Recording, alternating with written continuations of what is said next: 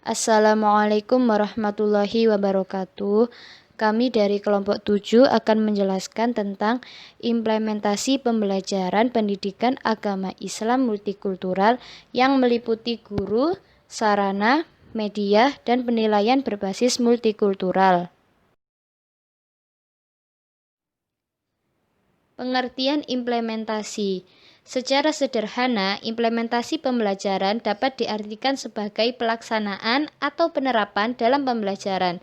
Secara garis besar, implementasi pembelajaran merupakan suatu tindakan atau pelaksanaan dari sebuah rencana yang disusun secara matang dan terperinci dalam melakukan proses pembelajaran. Menurut Asep Jihad, implementasi pembelajaran adalah suatu proses peletakan ke dalam praktek tentang suatu ide, program, atau seperangkat aktivitas baru bagi orang dalam mencapai atau mengharapkan perubahan. Sedangkan menurut Hamzah, implementasi pembelajaran adalah menerapkan proses interaksi peserta didik dengan pendidik dan sumber belajar pada suatu lingkungan belajar yang meliputi guru dan siswa yang saling bertukar informasi. Pendidikan multikultural mengacu pada paham multikulturalisme, yang mana menekankan pada nilai penerimaan seseorang terhadap perbedaan tingkah laku yang berasal dari budaya yang berbeda, dan dukungan secara aktif terhadap hak-hak setiap perbedaan agar tetap diterima di tengah sistem budaya yang berbeda. Secara operasional, pendidikan multikulturalisme pada dasarnya adalah program pendidikan yang menyediakan sumber belajar yang jamak bagi pelajar dan yang sesuai dengan kebutuhan akademik maupun sosial. Menurut Amir Rusdi, dalam Kasino Harto, bahwa pendidikan multikultural dapat dimaknai sebagai usaha edukatif yang mengarahkan peserta didik agar menanamkan nilai kebersamaan dalam lingkungan yang berbeda, baik berupa ras, suku, budaya, agama, nilai-nilai, dan ideologi, sehingga memiliki nilai untuk dapat hidup bersama dalam suatu perbedaan dan memiliki kesadaran untuk hidup berdampingan secara damai. Mengimplementasikan pendidikan multikultural dapat dilakukan dengan kegiatan pengembangan diri secara terprogram dan tidak terprogram. Kegiatan pengembangan diri secara terprogram berupa ekstrakurikuler dan kegiatan pengembangan diri secara tidak terprogram seperti kegiatan rutin yang dilakukan secara terjadwal, kegiatan spontan, dan kegiatan keteladanan. Implementasi multikultural dapat juga dilakukan melalui pembelajaran yang mana dapat dikaitkan dengan mata pelajaran yang dilakukan pada setiap pokok bahasan atau tema dalam pembelajaran tersebut.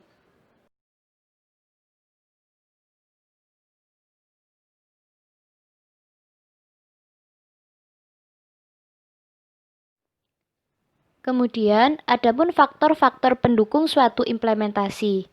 Yang pertama yaitu iklim sekolah. Yang kedua yaitu kurikulum sekolah. Dan yang ketiga yakni sarana dan prasarana.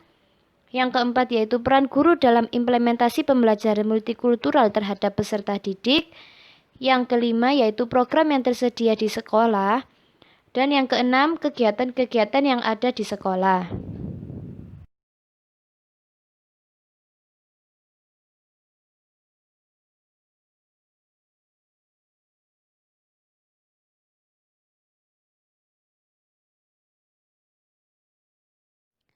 Selanjutnya, faktor-faktor penghambat dalam implementasi. Faktor-faktor penghambat dalam implementasi pembelajaran multikultural yakni yang pertama yaitu sikap individu yang kurang terbuka. Kemudian yang kedua yakni kurangnya ketersediaan media yang terkait dengan keberagaman. Yang ketiga, kurangnya poster-poster yang mengandung keberagaman serta nilai-nilai multikultural. Dan yang terakhir yaitu kurangnya sosialisasi tentang nilai-nilai multikultural. Pada bab selanjutnya, yakni kita akan membahas tentang peran guru, sarana, media dalam implementasi pembelajaran PAI multikultural. Menurut Muhammad Fadil Jamali dalam buku Ilmu Pendidikan Islam menyatakan bahwa guru adalah orang yang mengarahkan manusia kepada kehidupan yang lebih baik, sehingga terangkat derajat kemanusiaannya sesuai dengan kemampuan dasar yang dimiliki oleh manusia. Sedangkan Marimba mengartikan guru adalah orang dewasa yang bertanggung jawab terhadap pendidikan peserta didik. Dari uraian pengertian di atas, dapat disimpulkan bahwa guru merupakan seorang pendidik yang memiliki tanggung jawab besar dalam mendidik, mengajar, membimbing, memberi arahan, memberikan pelatihan, dan mengevaluasi setiap kegiatan peserta didik. Di dalam Islam, pendidik memiliki beberapa istilah seperti mu'alim, mu'adib, murabbi, dan ustadz. Mu'alim artinya posisi pendidik sebagai pengajar dan penyampaian pengetahuan dan ilmu. Sedangkan mu'adib lebih menekankan pendidik sebagai pembina moralitas dan akhlak peserta didik dengan keteladanan. Sedangkan murabbi artinya pengembangan dan pemeliharaan baik dalam aspek jasmaniah maupun rohaniah. Sedangkan arti ustadz, istilah ini merupakan istilah umum yang sering dipakai dan memiliki cakupan makna yang luas yang sering disebut sebagai guru.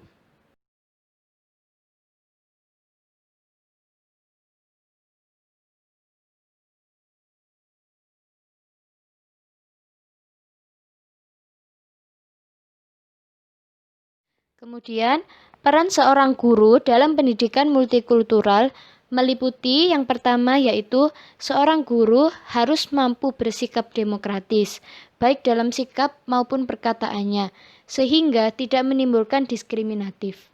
Yang kedua, seorang guru seharusnya mempunyai kepedulian yang tinggi terhadap kejadian-kejadian tertentu yang ada hubungannya dengan agama. Dan yang ketiga, seorang guru harusnya mampu menjelaskan bahwa inti dari ajaran agama adalah menciptakan kedamaian dan kesejahteraan bagi seluruh umat manusia. Yang keempat, seorang guru mampu memberikan pemahaman tentang pentingnya dialog dan musyawarah dalam memecahkan berbagai permasalahan yang berkaitan dengan keberagaman budaya, etnis, dan agama. Dan yang terakhir, seorang guru juga mampu memberikan contoh dari perkataan dan perbuatan sehingga menjadi tauladan bagi peserta didiknya.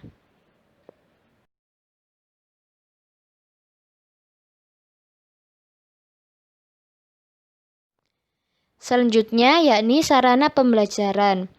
Sarana pembelajaran adalah sebuah perangkat yang digunakan secara langsung dalam proses pembelajaran yang menunjang tercapainya tujuan pembelajaran yang telah ditetapkan. Sarana pembelajaran berfungsi sebagai salah satu alat penunjang lancarnya pelaksanaan kegiatan pembelajaran. Penerapan pendidikan multikultural di sekolah tentunya harus memiliki sarana yang memadai dan menunjang tercapainya implementasi pendidikan multikultural.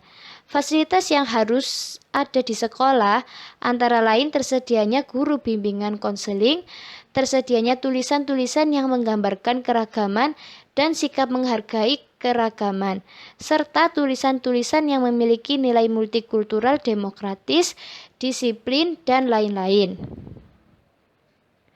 Nah, adapun sarana lain yang menunjang kelancaran dalam proses pembelajaran PAI multikultural adalah yang pertama yaitu alat pelajaran yang digunakan secara langsung dalam proses pembelajaran, seperti contoh buku cetak, modul, dan alat tulis.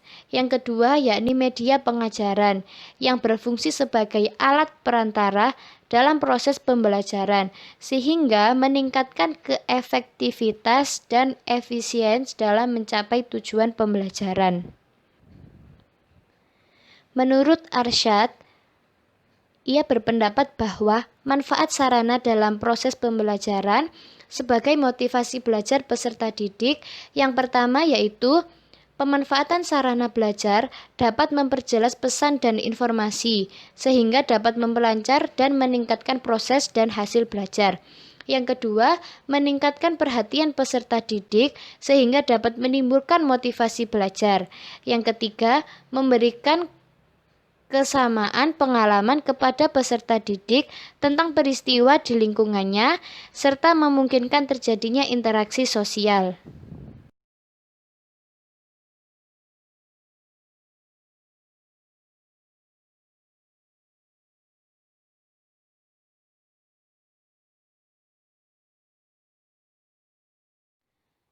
Selanjutnya yakni media.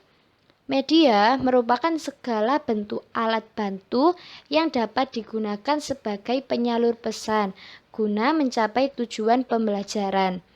Adapun jenis-jenis media pembelajaran yang dapat digunakan dalam proses pembelajaran, yang pertama yaitu media visual. Media yang hanya mengandalkan indera penglihatan, seperti contoh gambar, film, foto, lukisan, grafis, diagram, peta, dan lain-lainnya. Yang kedua yaitu media audio. Media ini difokuskan pada indera pendengaran seperti tape recorder, radio, telepon, dan lain-lainnya. Yang ketiga yakni media audio visual. Pada media ini dapat menampilkan suara dan gambar. Media audiovisual dibedakan menjadi dua jenis, yaitu media audiovisual diam dan bergerak. Contoh media audiovisual diam yaitu seperti TV, buku yang memiliki suara, dan halaman yang memiliki suara. Contoh media audiovisual bergerak yaitu film TV, gambar bersuara, dan lainnya. Yang keempat yaitu media cetak seperti buku dan modul.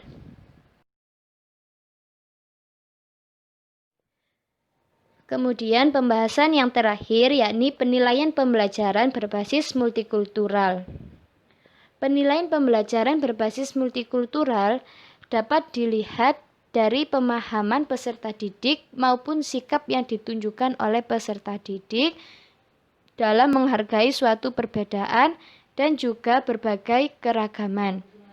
Penilaian pembelajaran merupakan suatu proses yang harus dilewati oleh peserta didik untuk dapat menentukan tingkat pencapaian dari tujuan pembelajaran yang sudah ditentukan sebelumnya melalui tahapan-tahapan dan rancangan yang secara sistematis.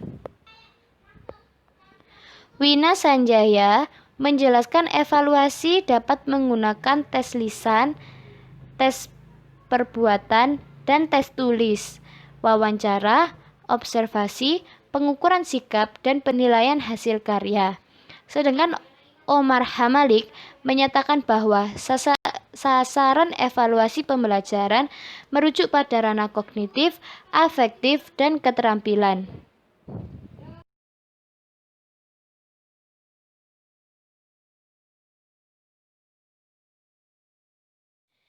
Kemudian, tujuan standar penilaian.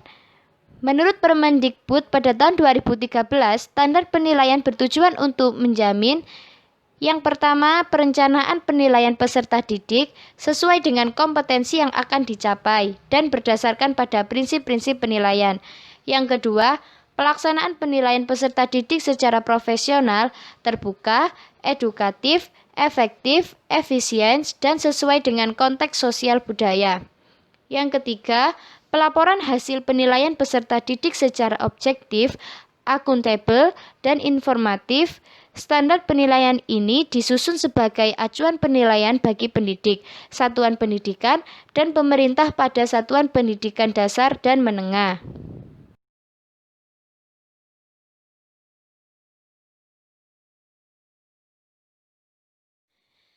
Sekian presentasi dari kelompok kami.